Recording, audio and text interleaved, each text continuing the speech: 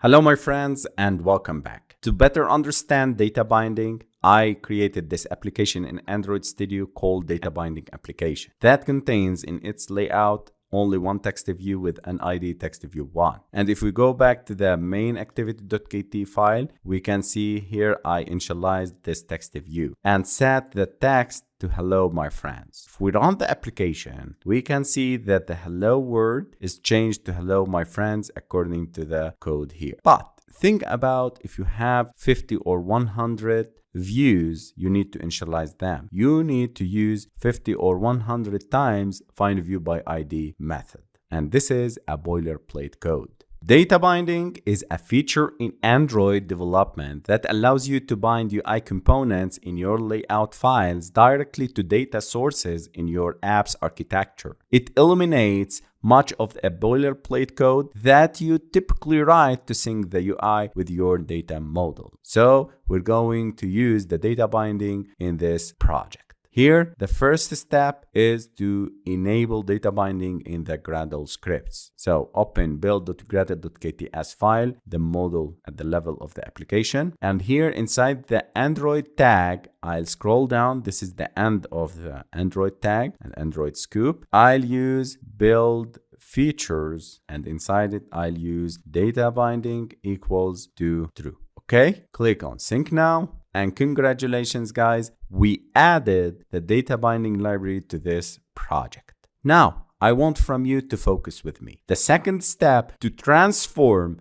your layout and use the data binding with it, we need to change the layout file itself. I need to add a layout tag, layout, and this is the closing tag of it. And I'll cut this and scroll down, and at the end of this file, I'll set the closing tag for this layout. So again, guys, I created this layout tag inside this layout file. Also, you can cut these namespaces in the constraint layout and set it here in the layout tag. Okay, here I am telling Android Studio that this layout will use data binding to bind the UI widgets with the Kotlin code. The third step is to go to the main activity, and here I'll create a variable called binding, and you can see that Android Studio generates a new variable for us called activity main binding.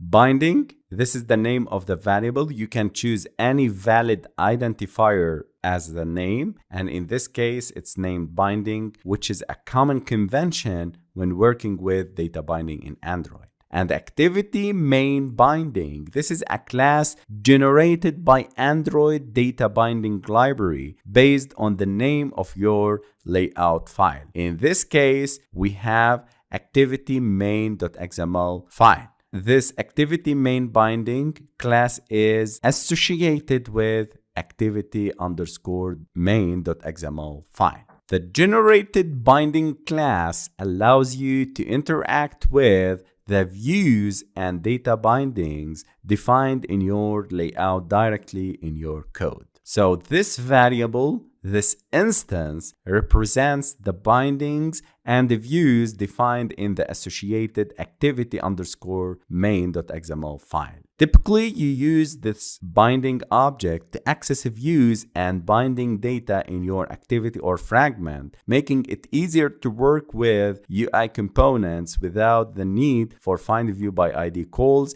and providing a more type-safe approach to data binding. I'll show you how to use data binding. Here, I declared this variable binding. It's of type activity main binding. And as I told you, this is a convention in binding.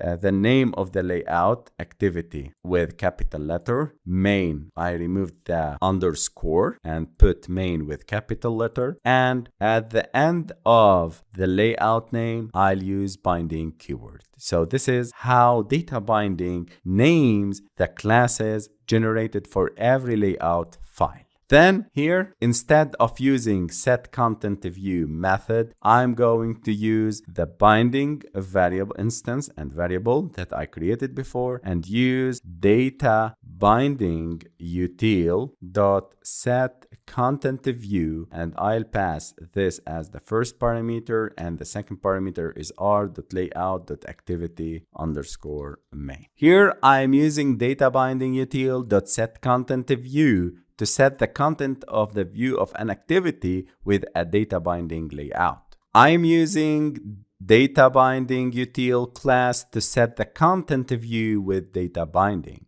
And here, setContentView will use the r.layout.activity_main, which is the layout resource ID, to set the content view for this activity. And this method will return an instance from the binding class. So data binding util.setContentView is used to set the layout for this activity. Now, in order to access the views, if we go back, we have only one text view. I can access this text view by specifying here the binding object. With the binding object, you can access views and bind data directly to the layout. In this example, I'm going to set the text exactly as done before. So binding dot text view 1, you can see I'm accessing text view 1 with this ID. Dot text equals to hello my friends. I'm going to get rid of these codes and run the project.